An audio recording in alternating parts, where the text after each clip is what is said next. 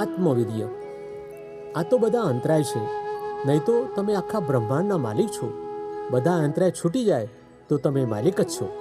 દાદા ભગવાન. એક સત્સંગી ભાઈ દાદાજીને પ્રશ્ન કરે છે, આત્મવીર્ય એટલે શું? દાદાશ્રી સમજાવે છે, આત્મશક્તિઓને આત્મવીર્ય કહેવાય. આત્મવીર્ય ઓછું હોય તો તેનામાં નબળાઈ ઉત્પન્ન થાય, ક્રોધ, માન, માયા, લોભ ઉત્પન્ન થાય. અહંકારને લઈને આત્મવીર્ય તૂટી જાય. જેમ જેમ અહંકાર ઓગળે તેમ તેમ આત્મવીર્ય ઉત્પન્ન થતું જાય.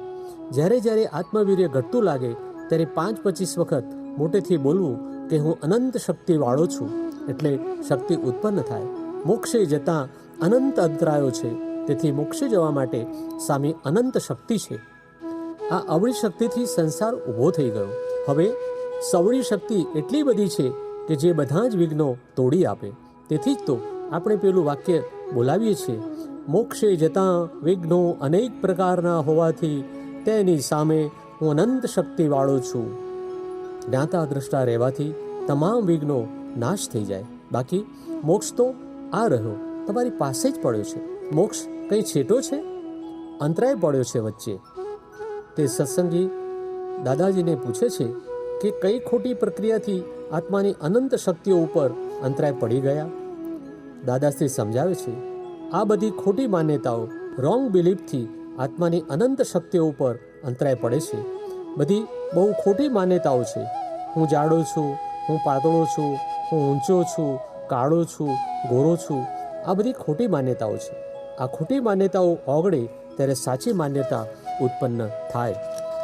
લોકોને આ જોઈએ છે ને તે જોઈએ છે, તેનાથી આત્માની ચૈતન્ય શક્તિ આવરાય છે. આપણે પણ તેમનું જોઈને આ જ્ઞાન શીખ્યા છે. આના વગર ચાલે નહીં, મેથીની ભાજી વગર ના ચાલે વગેરે. એમ કરતાં કરતાં ફસામણ થઈ ગઈ. આત્મા અનંત શક્તિવાળો છે, તેની પર પથરા નાખ કર્યા. દાદા સમજાવે છે કે આ ગટર વહેતી હોય તેમાં પાણી જવાની શક્તિ તો પુષ્કળ છે, અને ગટરો એ સરસ છે. તેમાં કોઈ વચ્ચે એક પથ્થરો નાખે તો પાણી સ્પીડમાં ના વહે.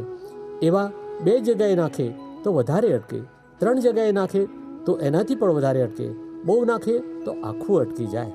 પરંતુ જ્ઞાની પુરુષ તો પોતે નિરઅંતરાય પદમાં રહેતા હોય, તેમને કોઈ અંતરાય જ ના હોય.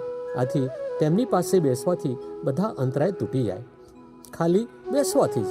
એમની સાથે ગપ્પા મારીએ તોય. મનુષ્ય તો પરમાત્મા જ છે. અનંત ઐશ્વર્ય પ્રગટ થાય તેમ છે. પોતે ચાહે તે મેળવી શકે તેમ છે, પણ અંતરાયને લીધે નથી મેળવી શકતો. ભગવત શક્તિમાં જેટલા અંતરાય થાય એટલી શક્તિ આવરાય. નહીં તો ભગવત શક્તિ એટલે જે ચીજની ઈચ્છા કરે તે સામે આવે. તેમાં જેટલા અંતરાય પાડે એટલી શક્તિ આવરાય. તે અંતરાય પછી ચીજ ભેગી જ ના થવા દે. આપ્તસૂત્ર. આપણે ચેતન અને અંતરાય નિશ્ચેતન, તે છેવટે ચેતનનો જ જય થાય. આપ્તસૂત્ર 890. દાદા ભગવાન. પ્રગટ અનુભવ જ્ઞાનસૂત્ર. Experience is a continuous aspect, obstacle free, uninterrupted and is beyond words. 24/252. જ્ઞાની પુરુષ કનુ દાદાશ્રી.